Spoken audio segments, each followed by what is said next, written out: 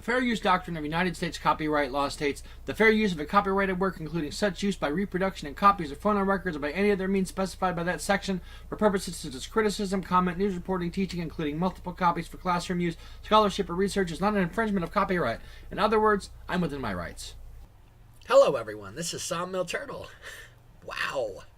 Wow. Was that fun or what? That was epic in scale.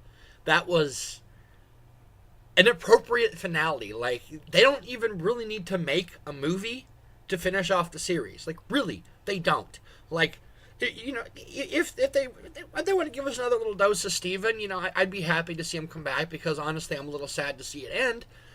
But at the same time, if you were to stop right here, this would be the absolutely perfect series finale. You don't need to go any further. Like, you're always sad when you see a show go, but when you know that it's wrapped up nicely, like, it's bittersweet. You know they might not make any more, but you know that you can always go back and revisit it, and you know the ending is exactly what you would expect it to be. You know, and especially for Steven Universe, like, I must have watched the scene with. Oh, hold on a minute. Before we continue any further, if you haven't watched it, don't watch this video, because there's spoilers, because I'm not going to hold my tongue on this. Now, that being said, from this point on, you are advised that there are spoilers, so just a disclaimer. So I must have watched the part with the reformation of OP Pink Diamond Steven about 30 freaking times.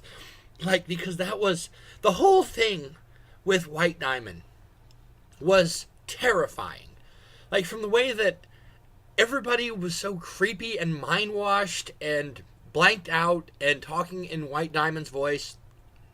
And then White Diamond picks Steven up and takes her enormous black claws and pulls his gem out.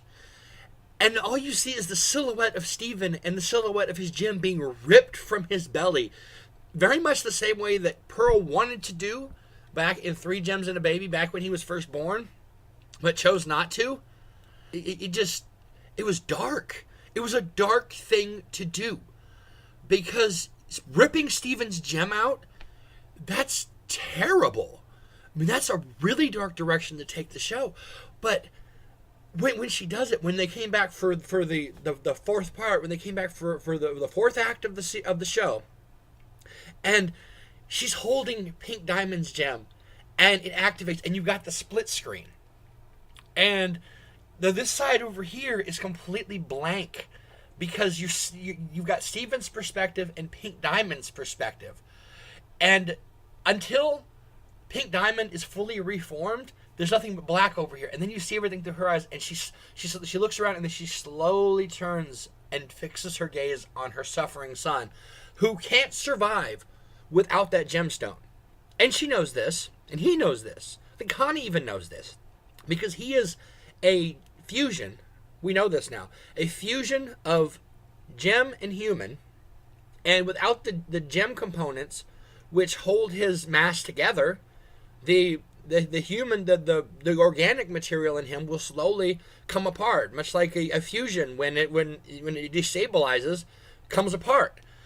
And the part of him that is Steven would disintegrate without that. And you could see how much he was suffering. You could see how sick he was. He couldn't even walk at first.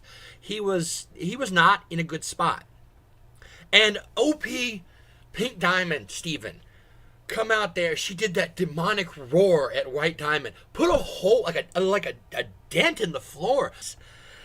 And you could hear like the demonic roar echoing after the fact. She's gone!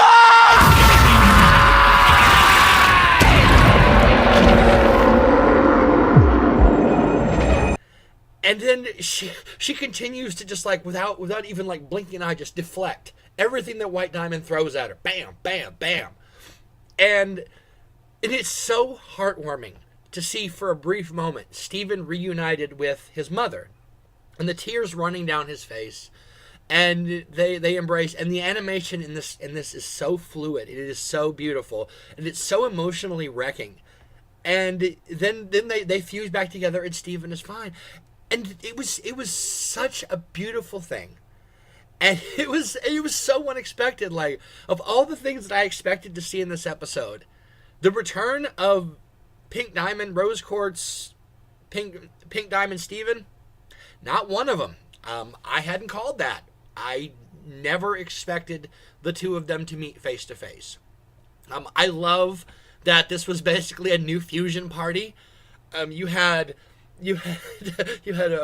Obsidian, you had Sunstone, and then you had Rainbow Quartz 2.0, like all in the same episode within like 5 minutes of each other.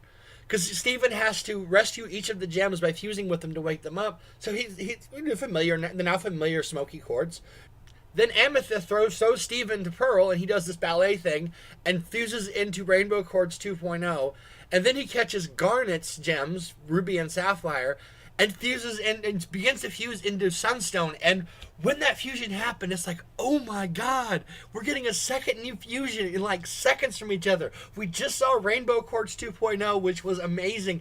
Now we're getting to see something we'd never heard of before. Like Rebecca Sugar hinted at Rainbow Quartz 2.0 way back, like a while back, said that she couldn't spoil it. So we knew that was coming. But this Sunstone thing was completely out of the freaking blue. Like, like a Garnet Steven fusion? What? And then White Diamond brings her bitch-ass foot down on the fusion as it's forming, and I scream at the screen. I'm actually screaming at the screen, you bitch! Because I thought that was over. Like, well, that's all we were going to get to see of that fusion. Like, just a teaser of something that could have been, but ultimately wasn't. And then we come back for Act 3, and Sunstone was like, bitch, back the fuck up off of me. Like, come on, you think that's going to bring me down? And she's like climbing up the freaking, what is that thing? Like that's the equivalent of a diamond fusion, isn't it? Like all the different parts of their colored ships coming together to form this massive collective ship Megazord thing. And so you have Sunstone climbing up the thing and shouting off PSA messages like, remember kids, with a real bully, don't handle it yourself. Go tell the teacher and things like that. And you expected her to be saying things like, don't play with fire, kids. Don't stick forks in light sockets, kids. And Sunstone is so amazing. Just within the couple minutes that she was on screen, it's like, God, I wish I could see more of her. But this is kind of the end, isn't it? Like I really want to see more of Sunstone. And then after Sunstone, we get Obsidian. We finally get the temple fusion that we've always pondered about from the very beginning. That monstrous sculpture on the beach over the entrance to the temple. And it's like, what is this? All we've known it by is the temple fusion. Now we see it. This thing, it's climbing up the Diamond Authority Megazord. And this music is playing in the background like some kind of video game boss battle. That's really what that music was, like video game final boss battles. Like, this is the music that would play when you get to the end of the game and you face off against the ultimate evil. And so Obsidian is breathing fire and climbing up the side of the final boss. And Connie's there with her little sword, like, I'll handle this. And Obsidian pulls a magma sword out of her mouth, and Connie's just there like, never mind, you got this, right? Yeah, your sword is way cooler than mine. I mean, thanks, Bismuth, but damn, that's fucking badass. I want one of them. And the last thing I want to talk about is, in reverse chronological order, is right at the beginning in the first act, is when Steven gets the Diamond Authority on his side. It's like he doesn't even have to try. And he just convinces them that, hey, I'm not a bad guy. I'm Steven. I'm not Pink Diamond. I'm Steven. And by the end of this, he's got Yellow Diamond weeping. Because suddenly we realize that they know about the suffering of the lower caste of gems. Like, they've always painted the Diamond Authority as cold, ruthless, see lower gems as expendable, just out there to deliver a specific purpose to further Homeworld's ultimate goals. Like, there is no individuality. even when Ruby first met Sapphire, when Sapphire tried to get Ruby to see her inner value, she said, "What about you?" And Ruby said, "There's tons of me up there." And Ruby doesn't have any self-value because that's how gems are taught, that they are insignificant in comparison to the greater purpose of Homeworld.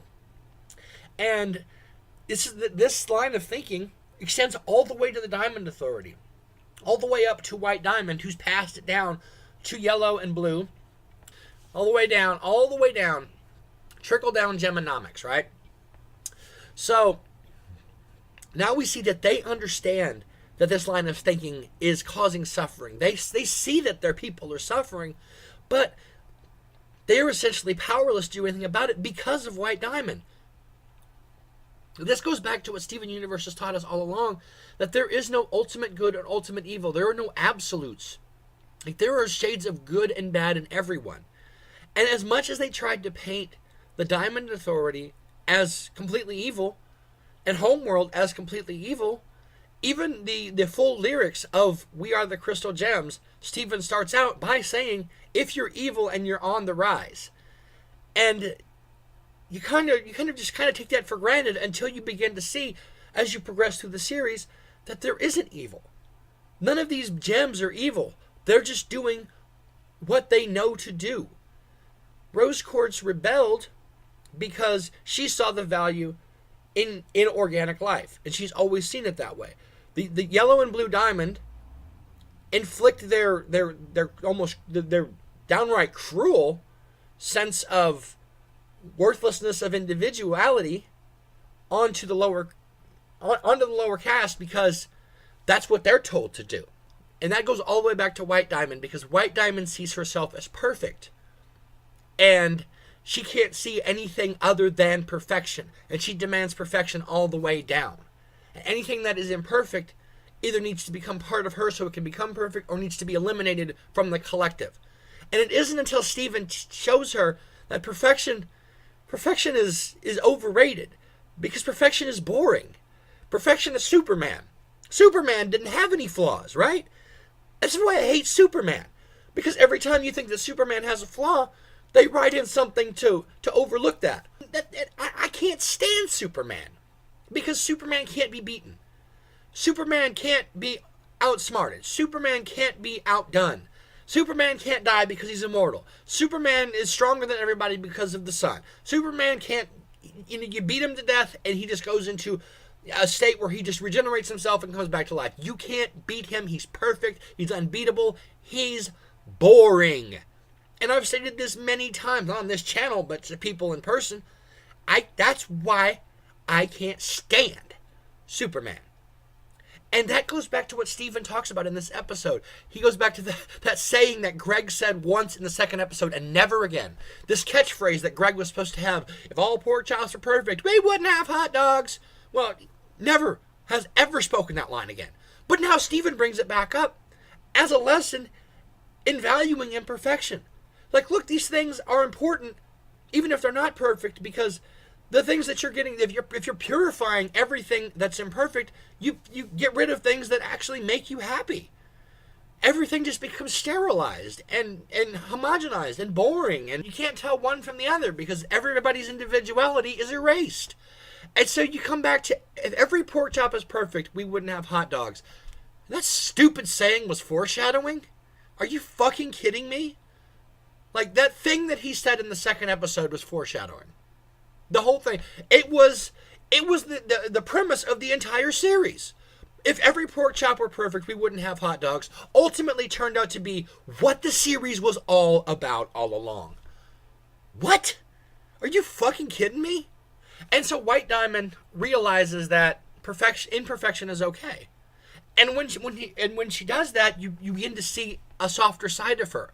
And you come back to realize, once again, that somebody who seemed evil and ruthless and cold isn't actually evil. She's got her own insecurities that cause her to act the way she does. And when Steven finally reaches her, suddenly she becomes a softer person and relatable and more willing to work with him on things, to do what he asks her to do, to come out of her own head. And that's the amazing thing. He turns enemies into allies through the entire series. Even Jasper. So everybody was talking about a Jasper redemption arc. And here you go. Last episode of the series proper, as far as I can tell. I'm presuming this is the last episode of the main series, aside from this movie they're making. And so, your Jasper redemption arc ultimately turned out to be Jasper gets unbubbled and thrown in the pool with the rest of the corrupted gems at the very end of the episode. And sees Steven there, and she's already in attack mode, realizes, oh, there's homeworld gems here. Oh, fuck. There's the diamonds? What? Did I miss something here? And that's your redemption arc. There you go. Jasper's redeemed in a way because now Jasper is no longer a threat. Jasper is purified. She's no longer corrupt. And presumably joined the ship with everybody else and went back to Homeworld. There's a few other things that happened here. Lars finally came home. Lars finally came home with the off colors, and it was a very nice way to wrap things up. I thought it was nice. I would be happy if we just stopped right here. Like, we don't need a season 6. We really don't need the movie. I'm not going to complain, but I mean, why? Right, you've wrapped everything up with a pretty pink bow. It's over, right? You've answered all the questions. You know, there's no loose ends. All the corrupted gems are gone.